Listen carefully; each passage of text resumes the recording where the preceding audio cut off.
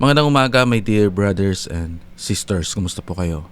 And welcome po sa ating programa na Come Follow Me. And ngayong araw na ito, dito na po tayo sa 1 Kings chapter 19 verse 1 to 18. The Lord often speaks in quiet, simple ways. Na ating makikita sa Come Follow Me for Home and Church Old Testament 2026. June 29 hanggang July 5. Okay, ngayong araw na ito is July 3. No, Okay, July 4, araw ng Sabado. Alright. So, dito po sa kwento na to, matutunan natin na ang Panginoon ay madalas nagsasalita sa tahimik at payak. Na may kapayapaan. Simple. Kung makita niyo po sa pictures, hindi sa hangin, lindol o apoy, kundi sa marahang tinig sa salita ang Diyos. Yung Diyos po ay nakikipag-usap sa atin, no, ng manahan. Kaya kung ating pag-iisipan yung mga panahon na tayo'y relax, nakaupo lang, nagbubulay-bulay. Yung salita pong bulay-bulay, natutunan ko po yun na na-assign ako sa Quezon City Mission. Salita po yun ng medyo malalim siya. Bulay-bulay is yung pag-iisip-isip. Ano ba yun? Yung nag-iisip tayo. No? Nagpa-ponder tayo sa English. No? We are thinking of something. Diba? Nananalangin tayo. Nagbubulay-bulay tayo. Pinag-iisipan natin yung buhay natin, yung mga plano natin, yung mga gusto nating gawin sa buhay, diba? Yung mga dreams and hopes natin sa buhay, at doon papasok yung mga inspirasyon sa atin, di ba? May biglang magpa-pop up na, uy, gusto kong gawin mag-travel ngayon O, di ba? Gusto kong mamasyal ngayon. O gusto kong magmanahi. No, out of nowhere, nakakatanggap tayo ng mga inspiration. Gusto kong magluto. Na since before hindi ka naman mahilig magluto, di ba? So, doon pumapasok yung mga inspiration, yung mga new things na bago sa atin. Kaya, dumarating lang po yung inspirasyon galing sa ating Ama sa Langit, sa ating Diyos, sa pamamagitan na tayo'y nananahimik, na tayo'y nananalangin sa Kanya. Of course, this is a case-to-case basis, no? Because pinag-usapan natin yung madalas nagsasalita sa tahimik at payak. Kaya pwede naman magbigay ng Diyos sa'yo yung discernment sa panahon na kailangan mo o sa panahon na may darating na mga delikado, no, sa panahon na kailangan mo maganda. But this time, pag-usapan lang natin yung madalas magsalita sa tahimik at payak. Kaya sinasabi ko na if one inspiration, kailangan na may mga panahon tayo na tahimik. Hindi naman kailangan na pumunta tayo sa mga resort, magastos tayo ng mga libo para lang makatanggap tayo ng katahimikan. Kahit sa backyard nyo, pag meron kayong mga likod bahay na tahimik at safe kayo. Kung wala naman sa inyong kwarto, sabi nga ng Panginoon, pumunta ka sa iyong kwarto, sabi niya pa sa closet mo at you pray. No? Manalangin ka doon. That God understands our struggles. Kasi yung Diyos, naintindihan niya yung mga struggles natin sa buhay. Naintindihan niya yung mga pinagdadaanan natin. Dahil ang Diyos ay cares for our needs. Ang Diyos natin ay tinitingnan niya rin yung mga pangangailangan natin. No? That God speaks in a still small voice. Tulad na pinag-uusapan natin, God has a plan for you. May plano yung Diyos sa'yo. Kung feeling natin parang walang plano yung Diyos sa atin, tayo lang natin. Nire-reshape tayo ng ating Diyos. Nire-reshape tayo para na maging handa tayo. So pag feeling mo walang plano, may plano po yung Diyos sa atin. Hindi pa lang natin ito lubos na nakikita. Every time I pray, sabi ko, God, please help me na maintindihan yung plano mo sa akin. No, na kahit glimpse lang, na araw-araw, dahan-dahan maintindihan ko po at fully po na mag-grasp ko po yun someday. But ngayon, I need your guidance. Kailangan ko po kayo ngayon. Kasi hindi ko po kaya pag mag-isa lang po ako. No, we always recognize yung kanyang kapangyarihan, yung kanyang awa at grasya sa ating buhay. You're not alone. Hindi tayo nag-iisa. May plano ang Diyos sa atin. God's people remain. No? Yung totoong Para sa akin, no, sa mga nangyayari ngayon sa Pilipinas, maraming mga sabi ng ito yung gawin natin, ganito. If we have religion in us, if we have Christ in our hearts, it will change. Imagine natin, tatanggalin natin yung religion, at tanggalin natin yung Christ, no? Yung salita ng Diyos, simbahan sa every city, no? Every barangay, anong mangyayari sa mundo natin, di ba? If nagtitiwala lang tayo sa kakayahan ng pag-iisip. Para sa akin yung dito, isa, hindi naman kalahat, pero major na kailangan natin ngayon is si Kristo. Imagine natin lahat, Kristiyano. Hindi natin magagawa na magnakaw, hindi natin magagawa na magsinungaling, no? At tayo ay tumitingin sa kapakanan ng ibang tao. Kung anong usually ginagawa natin sa simbahan, magagawa natin sa community. Kaya in the latter days, Christ itself, no, siya yung mamumuno sa buong mundo. Diba? At wala nang, sabi nga, 1,000 years. Wala nang pain, wala munang away, walang gera. Na 1,000 years before the last moment na papakawalan uli, no, si Satan. Even the elect, sabi nga, will fall. No, kasi last dispensation na tayo. But anyways, it's the future. Balikan natin yung present ngayon. So, kailangan natin manalangin ng mataimtim, magbasa ng banal na kasulatan, manahimik at magnilay-nilay o magbulay-bulay. Sumunod sa mga utos ng Diyos and magtiwala at maging tahimik. No? Magtiwala tayo at maging tahimik kasi darating yung tulong sa atin.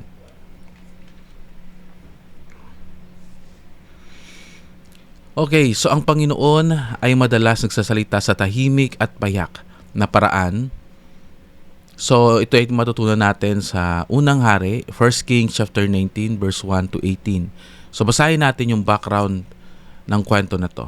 Pagkatapos ng makapangyarihang himala sa bundok ng Carmel, yung kahapon diniscuss natin sa 1 Kings chapter 18, kung saan pinatunayan ng Panginoon na siya ang tunay na Diyos sa pamamagitan ng apoy mula sa langit. Maaaring isipin nating magiging madali na ang misyon ni Propeta Elijah. Ngunit kabaliktaran ang nangyari nang mabalitaan ni Reyna Jezebel ang pagkapatay sa mga propeta ni Baal. Dito pala, pinatay ang mga propeta ni Baal. No? Nagalit siya at nangakong ipapatay si Elijah sa loob ng isang araw. Nating mababasa sa 1 King chapter 19 verse 2. Dito natin makikita na even Elijah itself, no, yung isang propeta ng Diyos, ay tumakas upang iligtas ang kanyang buhay kasi ipapatay siya ni Jezebel. Kasi dito oh my goodness, yung ubo, no?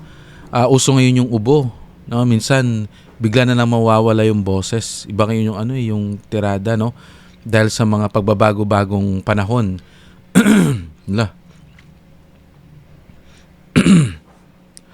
Alright, so dahil sa ano ba tayo, wala ako.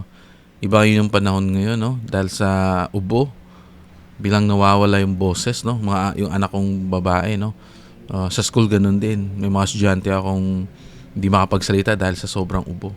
No? Parang merong ngayon, parang merong sickness na yung flame. Hindi naman sila umuubo pero nawawala ng boses. But anyways, so dito makikita na matutunan natin na even Elijah itself na tumakas siya dahil gusto niyang upang maligtas o iligtas ang kanyang buhay. Dahil nga si Reyna Jezebel ay gusto siyang ipapatay sa loob ng isang araw lamang. Talagang galit na galit si Jezebel kasi namatay yung mga propeta ni Baal na ilan nga yun? 450 na mga fake, hindi totoong propeta, no? Na sila yung propeta ni Baal na 450 na maliban kay Elijah na isa lang, pero natupok sila, namatay sila. At dahil doon, nagalit si Reynang Jezebel na asawang babae ni Haring Ahab. So dito hindi exempted kahit na tayo'y anong tawag doon? Tayo ay mga sinugo ng Diyos or tayo mga servant, tagapaglingkod ng Diyos o Kristiyano tayo. Hindi tayo exempted sa mga nangyayari sa atin. Tulad nga dito, gumawa ka ng mabuti pero ikaw pa yung masama. Di ba? Ganun talaga ang nangyayari sa mundo. Even you're doing the good thing in this world, pwedeng ikaw pa yung magiging masama. Sabi nga ng isang natutunan ko, pag yung isang taong masama daw, pag gumawa siya ng purong buhay niya mali, pag gumawa siya ng isang tama, lahat parang proud na proud sa kanya. No? Isang paggawa niya lang ng tama, parang wow, hero na siya. Pero yung isang tao, buong buhay niya, gumawa siya ng tama at isang pagkakamali niya lang, lahat nun mawawala. Am I right? Di ba? May point yung sinabi nun na ganun yung mindset, no, ng mga tao. Pero if tayo'y natututo, tayo nag-aaral ng salita ng Diyos, hindi tayo ganun. Lalawakan natin yung ating pag-iisip, hindi tayo bias, no? Na makita natin na kung saan kailangan ko na munang alamin. Di ba? Kailangan ko munang maintindihan. Kaya dito sa story na to, no, even gumawa si Elijah ng masabi nating kakaibang, no, nangyari, hindi natakot si Reyna Jezebel. Dapat pinapapatay pa niya si Elijah. No, hindi siya nagbago. Ibig sabihin yung puso niya ay talagang solid kay Baal. Solid na pagano, hindi naniniwala sa Diyos. So habang naglalakbay siya sa ilang, nakaranas siya ng matinding pagod, takot at panghihina ng loob. Umabot siya sa puntong sinabi niya sa Panginoon na nais na lamang niyang mamatay sapagkat pakiramdam niya ay nabigo ang kanyang misyon at siya na lamang ang natitirang tapat na propeta. Na ating mababasa sa Unang Hari, chapter 19, verse 4. So dito natutunan natin na tayo, no, bilang mga tao, na even the prophet Elijah itself, mayroon siyang gano'n, no, nawawala siya ng hope kasi gusto niya nang mamatay. Mayroon bang hope doon, no? Parang bumababa na yung hope ni Elijah. Sabi niya, parang hindi ako naging successful sa aking mission. O naalala ko rin during our mission sa back in the day, no? Yun din yung mga feeling ba na wala tayong matuturuan, na walang nakikinig, yung buong araw na yan parang nakakapagod, yung parang anong tawag dito? Yung parang nakakaantok tulad ng karanasan ko ngayon. Parang sinasabi ko, worth it ba to na gagawa ako? Parang may saysay ba yung sinasabi ko ngayon? Kasi nakakaantok eh. Ganon din sa mission, no? Pero dito ay makikita na tao lang tayo. Be patient to ourselves, no? As par na gumagawa tayo, kahit na hindi ma-feel natin na parang hindi fulfilling, parang hindi umaayon yung mga panahon, di ba? But titingnan natin yung awa ng Diyos sa atin.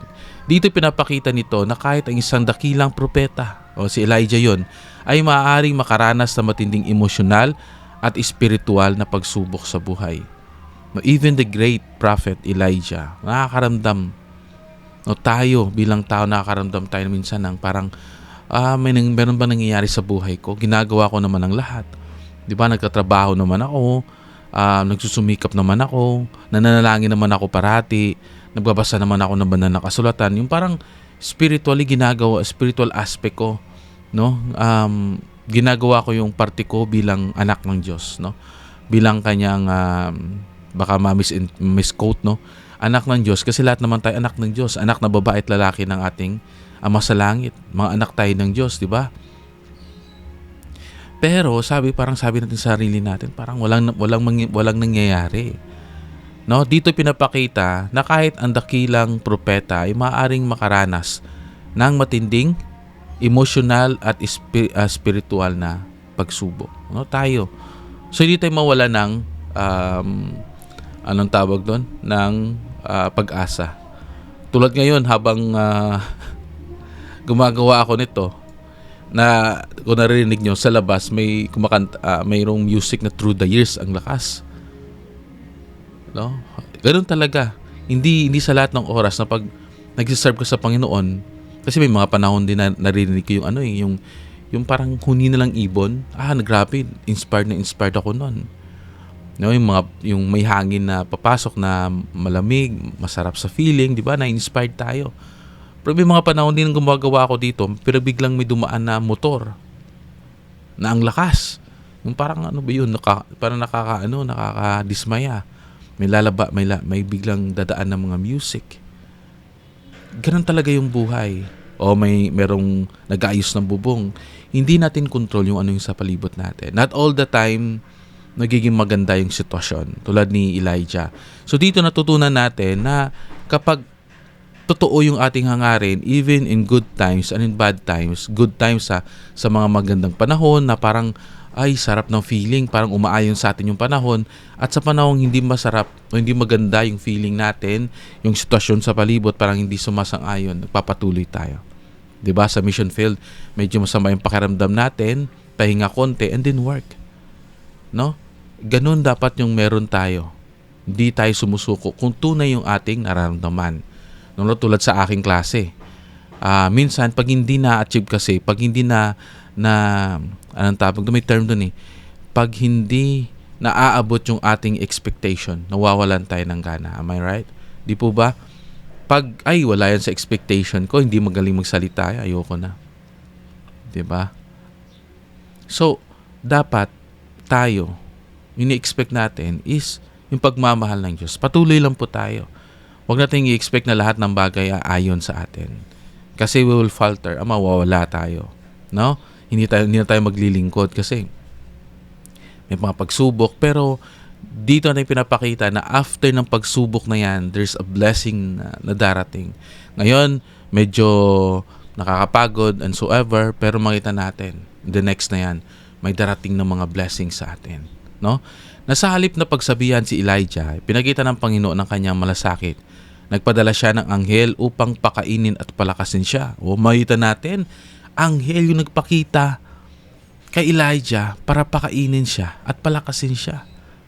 Diba? So dito na makikita na kung may mga ganito pala, na may mga music na dumadaan, may mga hindi parang feel natin, wala naman tayong sakit, para feel natin parang mabigat yung araw, parang nakakapagod, dahil sa choices natin kagabi na nagpuyat tayo, whatever yung ginawa natin, pero magpapatuloy tayo. My dear brothers and sisters, ipapadala ng Diyos, tulad ng ginawa niya kay Elijah, na pinadala niya yung anghel kay Elijah upang pakainin at palakasin siya. Yun din ang gagawin ng Diyos sa atin. No? Papadala ng Diyos sa atin ng mga anghel. Yung tinatawag kong divine intervention, na siya mismo, no, yung magbibigay sa atin ng tulong para palakasin tayo, na para tulungan tayo. No, pagkatapos ay naglakbay si Elijah ng 40 araw, 40 days, at 40 gabi, 40 nights, hanggang sa bundok ng Horeb. Ang bundok kung saan minsang nakipagtipan ang Diyos kay Moses, di ba? So, even the prophets, sila ay lumalayo muna kasi hindi sila tinatanggap ng tao. Kasi yung buhay nila ay nasa peligro. Pwede naman na andun si propetang Elijah, no? Na pwede niyang pigilan yung mga taong may gustong plano sa kanya, mamamatay na lang. Bakit? Kasi kaya ni Elijah, dito pinapakita ng Diyos na tayo natututo din sa kanila. It's okay to huminto muna kapag tayo'y naapektuhan, pag tayo'y sobra na yung ating nararamdaman. It doesn't mean nahihinto tayo. Kumukuha lang po tayo ng boylo tulad ni Elijah. Kumukuha lang po tayo ng strength para makabangon muli. Doon sa loob ng isang yungib, ipinakita ng Panginoon kay Elijah ang isang napakalagang aral. Dumaan ang isang malakas na hangin, isang lindol, at isang apoy. Ngunit wala ang Panginoon sa mga ito. Pagkatapos ng lahat ng iyon, ay dumating ang isang marahang tinig na ating mababasa sa unang hari, chapter 19, verse 12. Pagkatapos ng lahat ng iyon, no? Lindol, hangin, apoy. Wala ang Diyos doon. Pero dumating sa isang marahang tinig, napaka-soft. At tahimik na paraang iyon, nagsalita ang Diyos kay Elijah.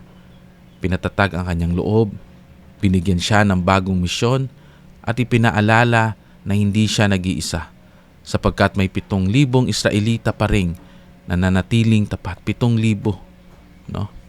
Hindi nag-iisa si Elijah.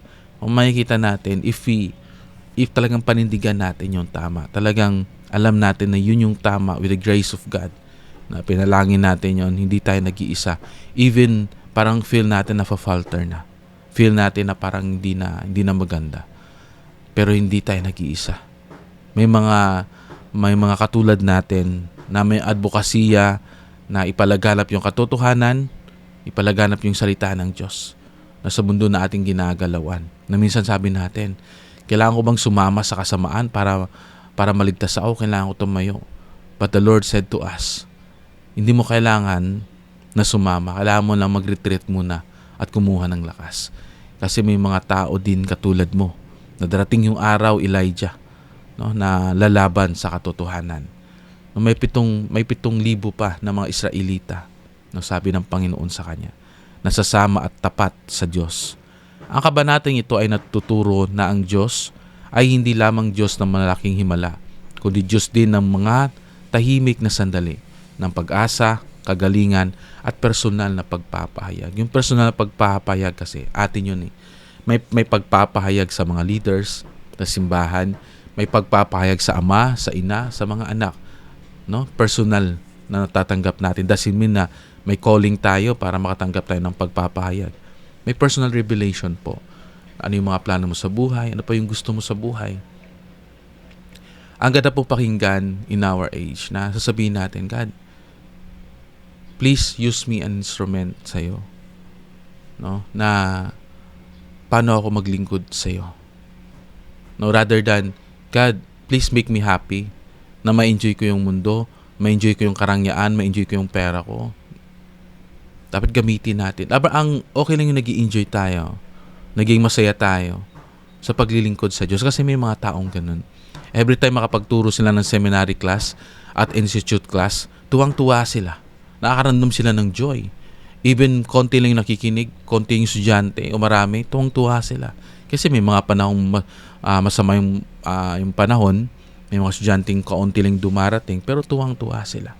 No? Sa mga panahong halimbawa, titingnan natin na sa panahon na nagtuturo sila ng Sunday School, tuwang-tuwa sila. Makapag-missionary work sila, iba yung feeling na parang nakaramdam sila ng fulfillment. No? So dapat, pag tayo naglilingkod sa Diyos, dapat meron tayong pakiramdam na masaya tayo. No? Natutuwa tayo. Dapat panalangin natin na anong meron tayo. No, bagong sasakyan nila, sinakyan nila, makapag-visit sila sa ibang mga branch, wala pong mali doon. Makapag-visit sila sa ibang mga ward kasi part ng calling nila.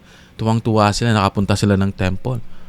Hindi po masama na pumunta tayo sa beach, it's normal kasi family bonding yun eh.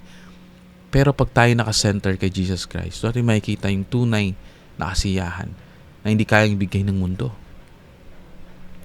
So dito na po tayo sa mga scripture verses. Sa 1 Kings chapter 19 verse 4, sapat na ngayon, O Panginoon, kunin mo ang aking buhay. Ito yung pagsusumamo ni Elijah dahil sa pagod. Bilang tao, ang ating katawan nakakaramdam ng pagod.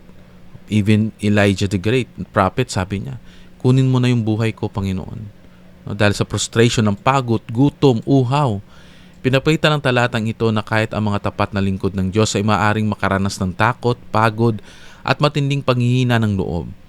Naunawaan ng Diyos ang ating mga kahinaan at hindi niya tayo iiwan o iniiwan sa panahon ng ating paghihirap. Di ba may mga taong sa panahon ng ating kasikatan, sa panahon na tayo'y malakas, andun sila. Pero may mga taong sa panahon na tayo mahina, may sakit tayo, nawalan tayo ng pera, wala na sila. Pribahin natin yung Diyos. Pag tayo naglilingkod sa Kanya, no, darating yung araw na hindi niya tayo iiwan. No? Kahit sabi nga niya, if you love your mother or father more than me, mahal mo yung ama at ina mo, no? Kaysa sa akin, hindi ka karapat-dapat sa akin. If mahal mo yung anak mo na lalaki o babae, kaysa sa akin, hindi ka karapat-dapat sa akin. Even sabi niya pa nga, let the dead bury their dead. Nahayaan yung ilibing nila ang kanilang mga patay. Pero ito yung panahon na paglilingkod. Pinapakita lang nito na yung paglilingkod sa Diyos, naway gawin natin itong pribilehiyo. Gawin natin itong opportunity, no? Na maging yung feeling na fulfill tayo, feeling na hindi ako pababayaan ng Diyos.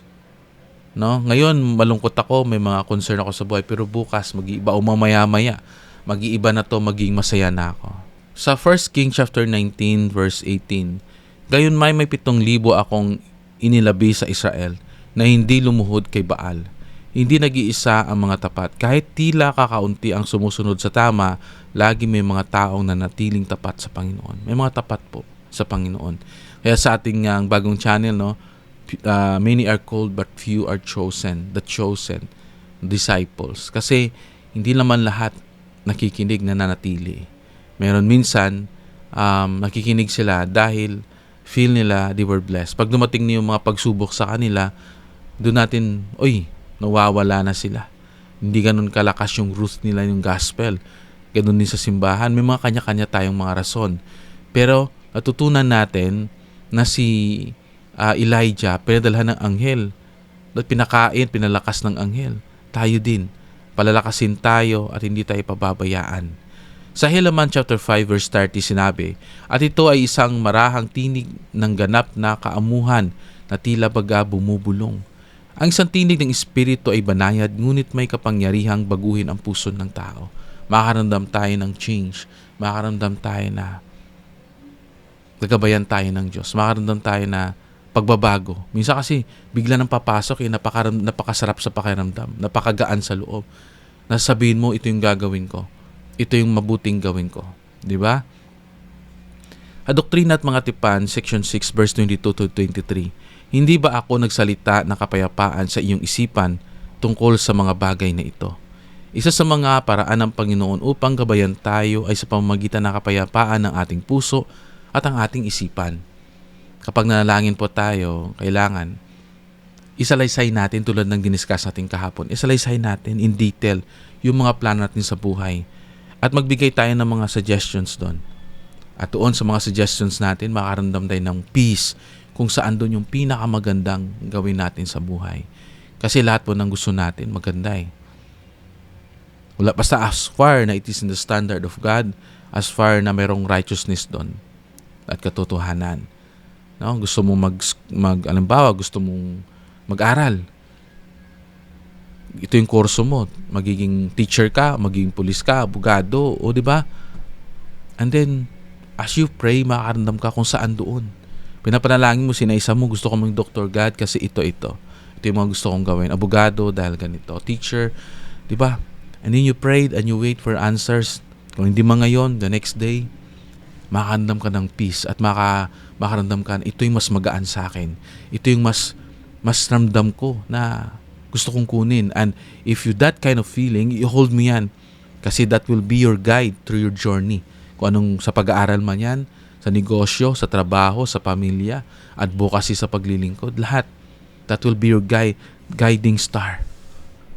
No? Tulad sa pagkakita sa travel ng mga wise men papunta, no, sa Nazareth, papunta kay Jesus Christ, yung guiding star.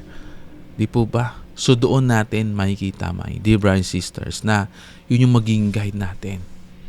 Pag alam natin na ito'y sakto, ito'y tama. Sabi nga sa Awit chapter 46 verse 10, magsitigil kayo at kilalanin ninyo na ako ang Diyos. Mas madali nating na maririnig ang tinig ng Diyos kapag tayo ay tumitigil, tumatahimik at nagbibigay ng panahon sa Kanya. Well, that is reality. The question is, nagbibigay ba tayo ng panahon sa Kanya? Alam niyo po, habang nagbabasa ako, pumasok sa aking kwarto yung simoy ng hangin ng parang December. Nakaramdam ako ng comfort ngayon. See, makita natin na yung Diyos nagdadala siya ng biyaya. Hanggang ngayon, tuloy-tuloy pa yung hangin. No? Hindi siya malakas na hangin, pero nakaramdam ako ng satisfaction.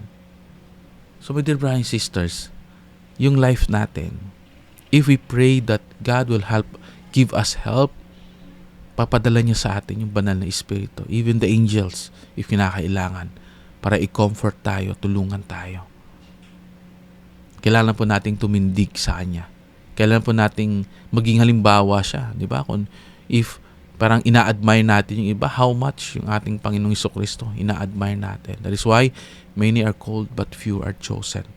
Nalala ko noon, when we were single adult, Hindi naman po yung parang nagbubuhat ako ng bangko. Yung pinapakinggan ko po sa aking parang speaker is especially for youth. Kung nakaka-relate po kayo na yung mga especially for youth 2004, 2003, mga ganun. Hanggang 2008. Yung nagano po kami kasi nag-camping, naglakad kami, tapos nag-camping. Tapos after po nun, pinalitan ng mga kasama kong guys ay yung mga sound ng mga trip ng yung mga mga worldly music. Doon nakikita ang dali ng tao na makalimot, no? Pero yung mga faithful, yun yung darati kong nakakaano sa puso. Yung mga tao bang kahit mahirap, na kahit na naghihirap, iba kasi yung mahirap at naghihirap, pero still naglilingkod sila. Kaya sabi sa mga awit, chapter 46, verse 10, magsitigil kayo at kilalanin ninyo ako ang Diyos. Mas madali kasing maririnig ang tinig ng Diyos kapag tayo tumitigil, kapag tayo tahimik, nagbibigay ng panahon sa Kanya. Paano tayo tumigil? Sobrang busy ng araw natin, wala na tayong time para sa Panginoon. Dahil sa sobrang mga schedule natin, paghahanap ng pera, pagpapayaman, wala tayo sa Panginoon. Sobrang pag-iisip sa problema. Pero pag titingnan natin, my dear brothers and sisters, pag sinabi ng Panginoon, magsitigil tayo. Kilalanin ninyo ako ang Diyos. Dito natin makikita yung pagmamahal ng Diyos sa atin. Siya yung magbibigay sa atin ng kapayapaan. Siya yung magbibigay sa atin ng karunungan. Siya yung magbibigay sa atin ng joy, sa puso natin. My dear brothers and sisters, kahit ang matitibay na sa pananampalataya ay maaring manghina, matapos ang dakilang tagumpay sa bundok ng Carmel, hindi inasahan ni Elijah na haharap siya sa matinding takot at panghihina. Ipinapakita lang nito na ang pananampalataya ay hindi nang hungulugang wala ng pagsubok. Maging ang mga propeta ay nakakaranas ng pagod, pagkabilasa at kalungkutan. Kapag tayo ay nakakaranas ng pagkapagod, pagkadismaya o pag-alala, hindi ito nangangahulugang iniwan tayo ng Diyos. Naunawaan niya ang ating pinagdadaanan at handa siyang palakasin tayo. Bago kausapin si Elijah, pinakain muna siya ng Panginoon at pinatulog upang makabawi ng lakas. Tayo din, tulad sa akin, hindi ako makakapag-turo na mabuti sa Come Follow Me if hindi ready yung aking mind everyday. If hindi, it will be hypocrite sa aking side if hindi ko ginagawa yung tama tapos nagtuturo ako dito. Kailangan palakasin ko yung aking espiritu at aking isip. Kailangan magpahinga ako. Kailangan ready ako. Pinapakita nito na mahalaga rin sa Diyos ang ating pisikal na kalagayan. Diba?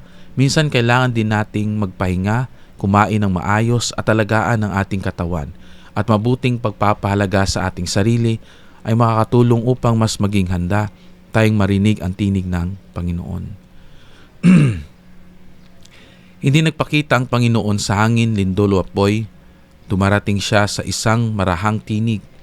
Napakita nito na ang pinakamalagang pagpapahayag ay kadalasang dumarating sa mga sandaling tahimik ang ating puso. Sa gitna ng ingay ng social media, trabaho at maraming gawain, maaaring mahirapan tayong marinig ang Espiritu. Kapag naglalaan tayo ng oras para sa panalangin, pag-aaral ng banal na kasulatan at tahimik na pagninilay, mas malinaw nating mararamdaman ang gabay ng Panginoon. Akala ni Elijah na ang kanyang misyon, ngunit binigyan siya ng Diyos kasi akala niya tapos na kanyang misyon ng bagong tungkulin, magpahid ng mga bagong hari at tawagin si Eliseo bilang kanyang kahalili or katuwang. Kapag pakiramdam natin ay nabigo tayo o wala ng saysay ang ating ginawa, maaring may inihandang bagong pagkakataon ng Panginoon. Hindi natatapos ang kanyang plano para sa atin dahil lamang sa isang kabiguan. Inakala ni Elijah na siya na lamang ang natitirang tapat, ngunit sinabi ng Panginoon na may 7,000 pang hindi sumasamba kay Baal. Kapag pakiramdam natin na nag-iisa na lang tayo at sa pagsunod sa Ebanghelyo, tandaan nating may iba pang tapat na disipulos ni Kristo sa buong mundo. Higit sa lahat, ang Panginoon ay laging kasama natin. Mga kapatid, maraming salamat po sa pagsama. Dito po nagtatapos yung ating discussion for today. Napakaganda po ng lesson natin kasi una, hindi ibig sabihin nun na pagtapat tayo ay wala tayong pagsubok. Even great Elijah itself, even great Jesus Christ na ating Panginoong Jesucristo na Diyos, nagkaroon ng pagsubok.